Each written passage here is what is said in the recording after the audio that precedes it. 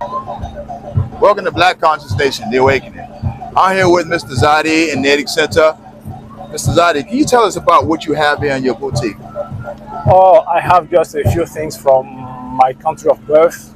I was born in the Ivory Coast in West Africa. So every year, Natick Multicultural Day, I come over and I showcase my country. Okay. What's this you have right here in this book? What's this? This book is a photo album of my country. So it shows the main cities, it shows some cultures, it shows some many things about the country, economics and things like that. A lot of the African diaspora are migrating back to the motherland. What do you have to say to us diaspora who wants to go back home? But what I would say is that before going home, back, it's good to go there and explore first.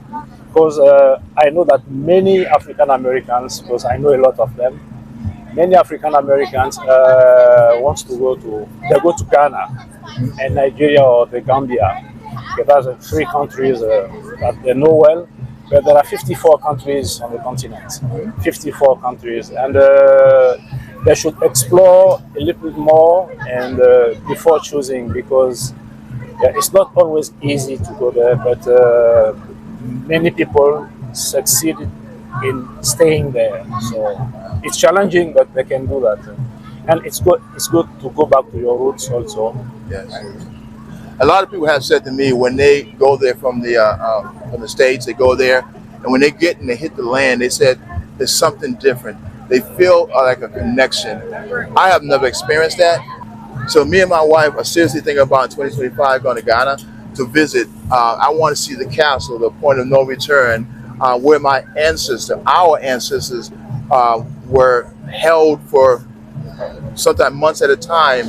And then when they went through the point of no return to a ship, and how they look back and see the distance from their motherland and more water, that in itself must have been horrific. You know, expound on that. Yeah, I have been to those castles. Have been to the Cape Coast Castle, and have been to Elmina Castle. Yeah, I've been there. I just filmed there for my latest documentary, and have been to Ghana several times because my country and Ghana, they are neighbors. So I've been there several times.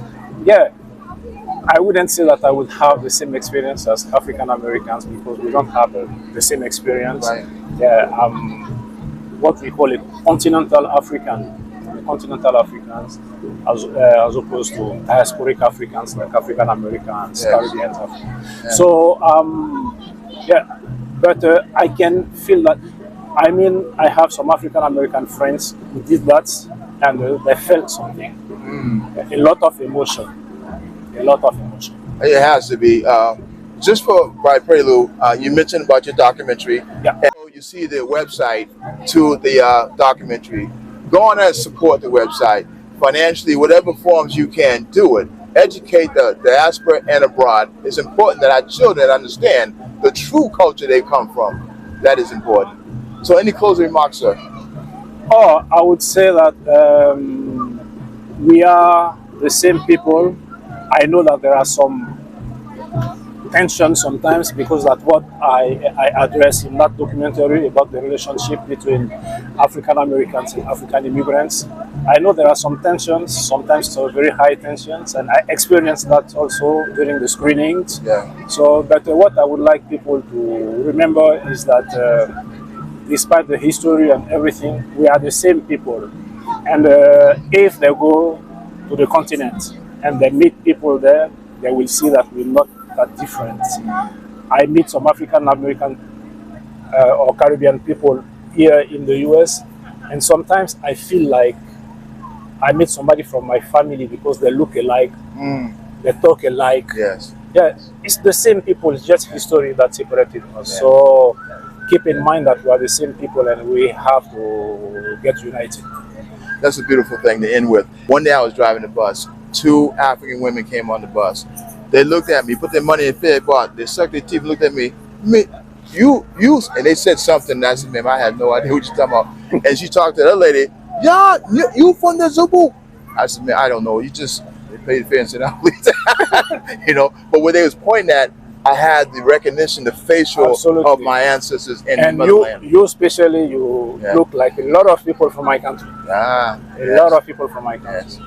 And I think I was in Paris a few years ago, and I met somebody. I was asking for directions, and I met somebody.